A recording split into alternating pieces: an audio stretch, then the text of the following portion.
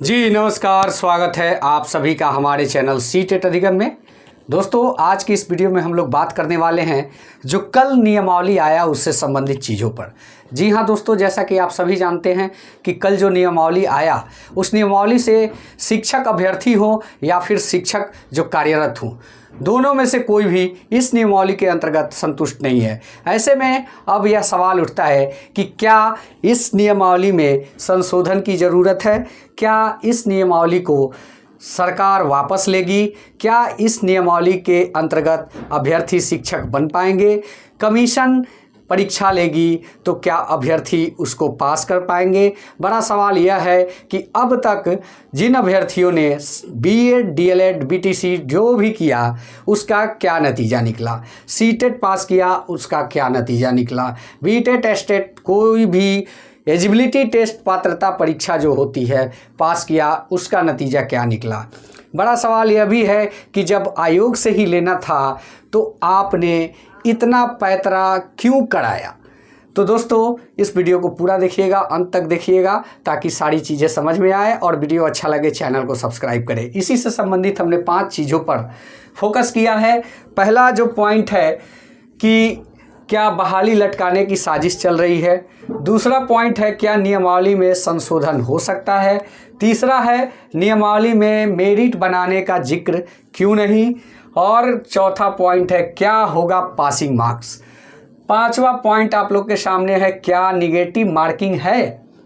नियमावली के ये 5 ऐसे महत्वपूर्ण सवाल है जिसका अभी हम लोग इस पर चर्चा करेंगे। तो दोस्तों, पूरा देखिएगा वीडियो, चीज़ें समझ में आएगी। क्या बहाली लटकाने की साजिश चल रही है? अगर नियमावली को देखा जाए, पहले पॉइंट को ही लेते हैं। अगर नियमावली को देखा जाए तो आप अगर 2020 की नियमावली जो 60-40 की नियमावली की बात की गई थी, जिस नियमावली में उसमें बहुत सारी चीज़ें जो बताई गई है वो वर्तमान नियमावली में नहीं है। आप देख सकते हैं कि नियुक्ति की प्रक्रिया जो है, पहले की नियुक्ति की प्रक्रिया जो थी उसमें बताया गया था कि मैट्रिक में कितना, इंटर में कितना है और पात्रता परीक्षा किस प्रकार से कितना नंबर चाहिए, कौन से कैटेगरी को कितना चाहिए, सारी चीज़ें क्लियर की गई थी उस नियमावली के अंतर्गत। लेकिन इस नियमावली में ऐसा कुछ नहीं है। तो ऐसे में यह नियमावली बनाया ही गया है एक साजिश के तहत।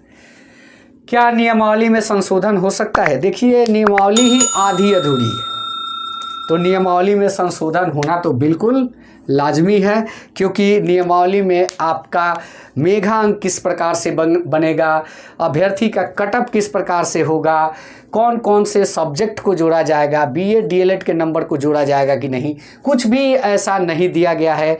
आपको वेतनमान की बातें बताई गई, लेकिन वेतनमान का प्रोसेस क्या होगा ये भी नहीं दिया हुआ है। तो आधी अधूरी टोटल नियमावली है और इस नियमावली में संशोधन होने के 100% चांस है। इसके पीछे की मंशा क्या है, इस पर अगर फोकस डालें तो सीधी बात है, बहाली लटकाने और हम अभ्यर्थियों को आपस में लड़ाने के लिए ही बनाया गया है। फॉर एग्जाम्पल आप माने तो 20 तारीख तक मंत्री जी नहीं मिल सकते।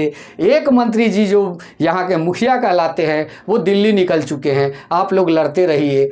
तो ऐसे में यह नियमावली सिर्फ बरगलाने के लिए ही बनाया गया है, आप अभ्यर्थियों को लड़वाने के लिए, कोर्ट जाने के लिए, ताकि उनकी मंशा सफल हो जाए, जो कि चाहते हैं कि किसी तरह इस बहाली को 1-2 साल कम से कम और खींच के ले जाएं। तो टोटली इस नियमावली बनाने की मंशा यही थी। और नियमावली में मेरिट बनाने का जिक्र क्यों नहीं? देखिए, नियमावली में मेरिट बनाने का जिक्र अगर देखेंगे तो 20 की नियमावली में मेरिट किस प्रकार से बनेगा वो चीज़ बताई गई है, लेकिन वर्तमान नियमावली में मेरिट किस प्रकार से बनेगा ये चीज़ बिल्कुल नहीं बताई गई है। तो ऐसे में आप समझें कि इस नियमावली की वैल्यू ही क्या है स्टूडेंट के नज़र में। सिर्फ ये बताया गया है कि आयोग के माध्यम से आपकी बहाली होगी, आयोग परीक्षा लेगा, आयोग जो है आपको ये करेगा, मतलब शिक्षा विभाग को सूचित करेगा मेरिट बनाने के लिए। तो उसका बीच का जो प्रोसेस है कि किस आधार पे बनेगा, बीएड के मार्क्स को जोड़ा जाएगा कि नहीं, सीटेट के मार्क्स को जोड़ा जाएगा कि नहीं, और जो कमीशन से परीक्षा होगी उसकी कितनी कटअप जाएगी, ये सारी चीज़ें उसमें नहीं बताई गई है। तो टोटली आधी अधूरी नियमावली है और इस नियमावली को संशोधित करने का 100% चांस है।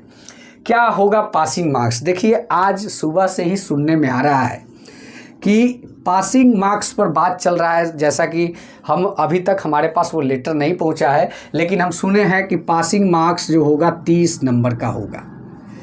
30 नंबर का पासिंग मार्क्स होगा, जिसमें 10 नंबर सीडीपी के होंगे, बाकी जितने भी प्रश्न आपके होंगे वो होंगे totally GK, GS, reasoning, math और ईवीएस।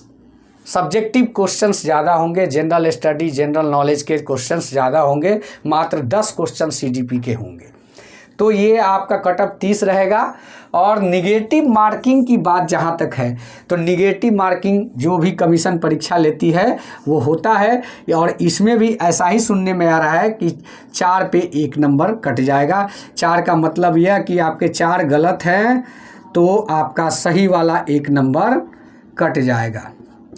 तो ये अभी तक सवाल ये उठता है कि हमने जो लाखों खर्च करके बीएड किया, डीएलएड किया, एलिजिबिलिटी टेस्ट पास किया, उन सब के क्या मायने, उन सब से क्या फ़ायदा हुआ? ऐसे में अभ्यर्थी अपने आप को ठगा सा महसूस कर रहे हैं और वो चाहते हैं कि सरकार इस नियमावली को यथाशीघ्र वापस ले, क्योंकि इस नियमावली से किसी भी शिक्षक अभ्यर्थी का शिक्षक बनने का सपना पूरा नहीं हो सकता। तो एक प्रकार से इसको कहा जाए तो बिल्कुल ठीक, क्योंकि आपको एक भाषण याद होगा मुख्यमंत्री जी का विधानसभा में कि बहाली वो करना चाहते हैं लेकिन क्या करें, पैसा वे नहीं है। तो इसी चीज़ को ध्यान में रखते हुए हमें लगता है कि इसको टालने के लिए इन्होंने इस प्रकार का नियमावली बनाया है। इसके भीतर कई कारण हो सकते हैं। पहला तो बहाली जो है और थोड़ा डिले करने का प्रोग्राम हो। दूसरा ये भी हो सकता है कि पैसे की तंगी हो। तीसरा ये भी हो सकता है कि चुनाव का मुद्दा बनाया जाए। तो इन सब चीज़ों को ध्यान में रख के, हालांकि ऊपर से दबाव बन रहा था, विपक्ष के नेताओं के द्वारा भी दबाव बनाया जा रहा था, अभ्यर्थियों के द्वारा भी दबाव बनाया जा रहा था, और शिक्षक जो कार्यरत है उनके द्वारा भी राजकर्मी के दर्जा के लिए दबाव बनाया जा रहा था। इन्होंने पूरी प्रक्रिया को, पूरे प्रश्नों को एक उत्तर में निकाल दिया, वो है नियमावली। और नियमावली में इन्होंने सारे चीज़ों को इंक्लूड कर दिया कि इसी आधार पे सब कुछ होना है। ये सोच के इसके पीछे की मंशा यही रही होगी कि हमें तो देना कुछ भी नहीं है, कुछ ऐसा करते हैं कि अभ्यर्थी जो है आंदोलन पे उतारू हो, केस पे उतारू हो। अगर आंदोलन पे उतारू होते हैं तो 2-4 महीने कैसे भी टल ही जाएगा, उसके बाद फिर हम नियमावली बनाने का दलील देंगे या फिर संशोधन करने का दलील देंगे, तो इसमें 2-4 महीना और लग जाएगा। तो इन सब चीज़ों को ध्यान में रखते हुए उन्होंने इस प्रोग्राम को किया होगा। सहमत है हमारी बातों से तो चैनल को सब्सक्राइब करें, वीडियो को लाइक करें। धन्यवाद। जय हिंद, वंदे मातरम।